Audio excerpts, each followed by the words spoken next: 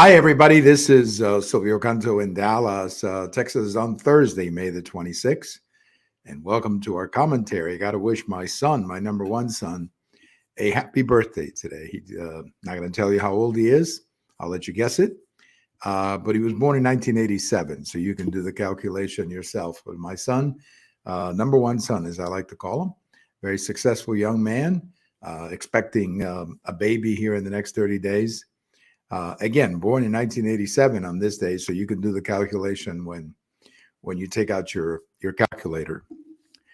Another good thing about May 26th, I always remind my son of this, that he shares a birthday with one of my favorites, and that's John Wayne, the big Western movies actor, who was born on this day in 1907, and he died in 1979. Now, this is something that I remember when John Wayne died, okay? So it's not, I knew that he had been dead for a while, but I had no idea that he'd been dead for 43 years.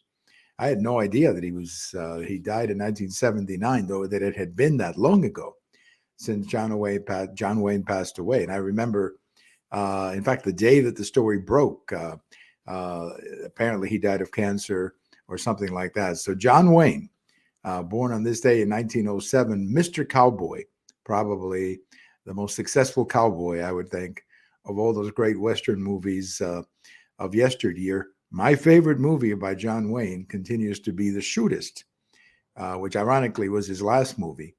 And it was a movie about an aging cowboy having to deal with his illness and dealing with the world that was changing all around him. Great movie called The Shootist. And that was just, Jimmy Stewart was in that movie, by the way. That was an interesting part about that movie. Great movie. Came out, I think, in 1976 or 75. Right before he passed away. Well, he passed away in 79, but for a while there, he couldn't make any movies, of course, because of his physical condition. But in 74, 75, when he made that movie, who knew when he made that movie that it would turn out to be his last movie? Who knew? I certainly didn't. I think most of his fans probably didn't either. The Shootist, a great movie by John Wayne. Well, that was just a little fun there to start the video talking about my son and John Wayne. Now let's get into some of the serious stuff, because there is a lot of serious stuff in the news, and frankly, not much of it is very pleasant. Let's talk about Uvalde, Texas. The more I think about Uvalde and what a terrible tragedy that was, to think of all those little children who were killed. You see the photos that are coming out. You're talking about 7, 8, 9-year-old boys and girls. And to think of the agony and just the anguish of their parents has to be devastating.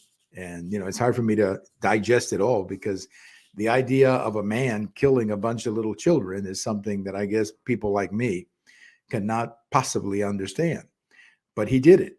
He did it. And I think I keep coming back. I keep coming back to one subject when it comes to Uvalde.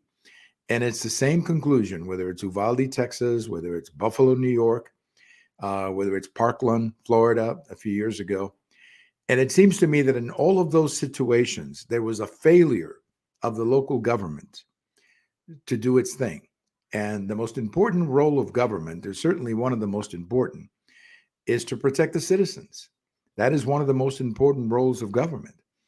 And, we trust the government and we give them authorities and we give them powers to protect us. But then when they don't use them, or when they let us down, well, we have a right to be disappointed. In Uvalde, Texas, what made it all possible, what allowed this kid to get into the premises of the school, was the fact that the door was not locked. It was an open door. He could just walk right in. And once he was inside that hospital, once he was inside those premises with a rifle, there was nothing that anybody could do. The teachers couldn't stop him. I mean, they were killed themselves, a couple of them. The poor little kids couldn't stop him. There was nobody inside that building who could shoot at him. So he was just sitting there killing at will. So the question I have is, how does he get to a school? How do you get into a school? It's just a question that I'm not trying to bring up unfortunate topics when we're still counting the dead, but this is a question that we have to answer. Government has to guarantee to the parents that if you drop off the kids at school, that those kids are going to be protected. They're going to be protected. That they're going to be protected against a madman like this who wants to go in and kill them. Government has to guarantee that. If it doesn't guarantee that, then government is not doing their job. Now, this particular young man, just like the young man in Buffalo, just like the young man in Parkland, it seems like they're walking around with a sign on their forehead saying, please stop me before I kill somebody. Because they all seem to have all the signs, but yet we never pick them up. As I understand, the young man in Uvalde was living with his grandmother. I don't know where his father is. Certainly, we have not heard where his father is. The mother, I don't know much about her, at least publicly any information about her. Apparently, he killed his grandmother or shot his grandmother. I don't know if she's actually dead or seriously injured. But I mean, this was clearly a young man who was almost screaming to the world, look, stop me before I go out and kill somebody.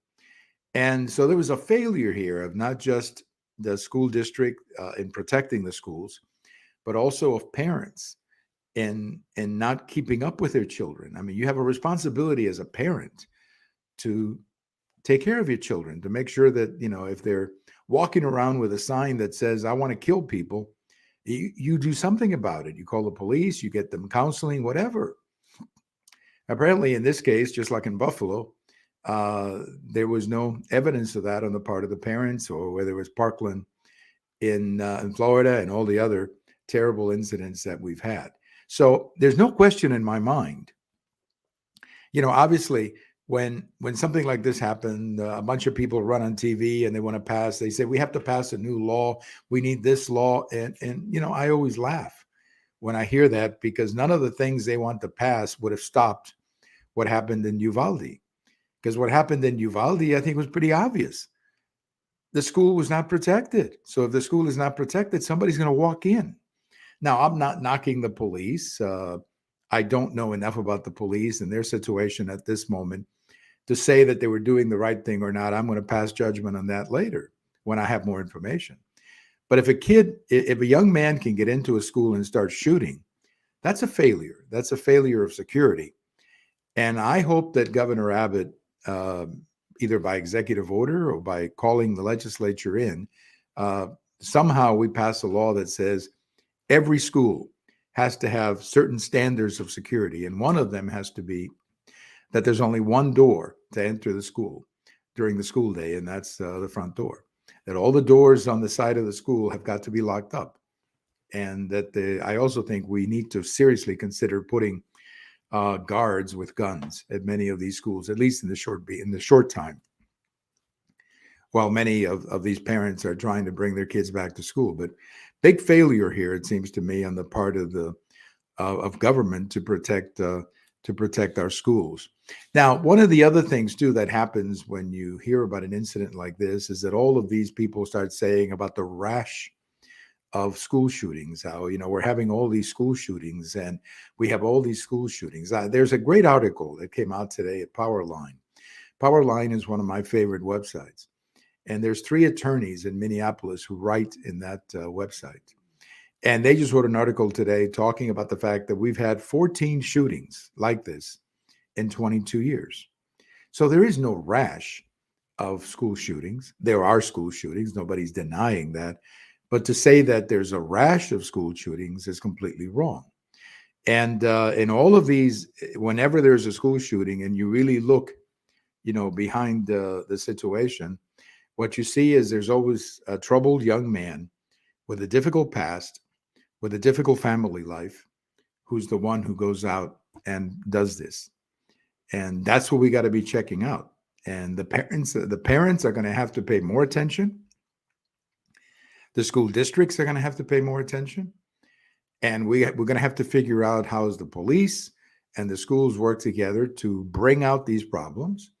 Again, I'm not knocking anybody, okay? I'm just suggesting some ideas here, because you cannot have shootings like this and then find out later the history of the young man. This young man in Uvalde, Texas, this was a accident waiting to happen, as they say. This young man had all the conditions here.